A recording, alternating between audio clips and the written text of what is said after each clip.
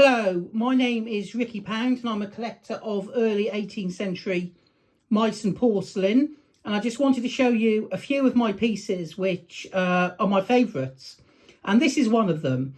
This is a lovely Meissen teapot from around 1735. It's bullet shaped, it's got this herringbone handle to the right, and you've got this very fishy spout to the left, and as you can see it's got a little eye to give you that nautical theme.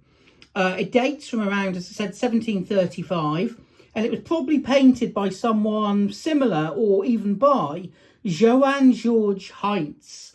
And the reason I say that, Heintze had a particular speciality in painting obelisks.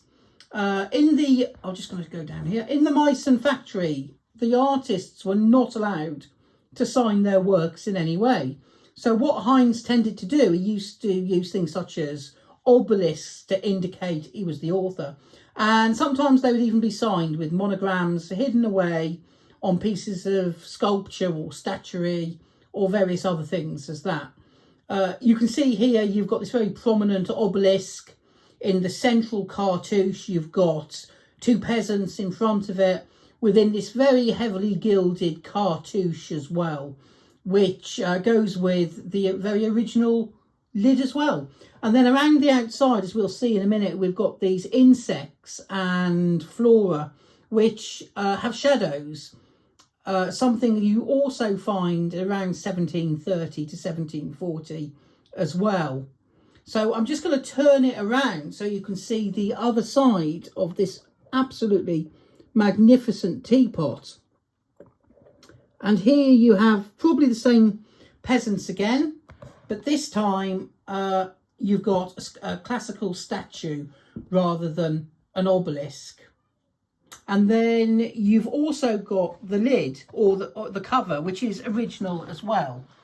I'm just going to show you that, and you can see again these beautiful insects just scuttling along there as well, heavily gilded as well at the same time. And you can see the chain there as well, which would have originally linked to the handle and the lid as well.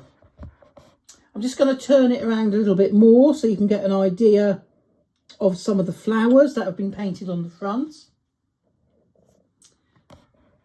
And there we go.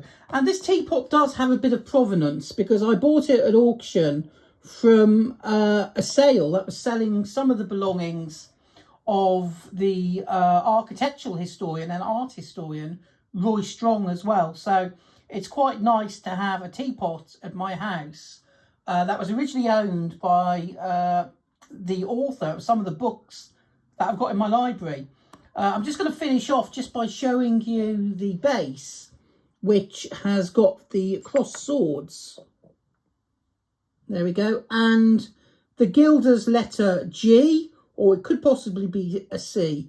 I can't see any impressed marks on it, which means it must date before 1739, because midway through that year they started to include numbers impressed onto the bases.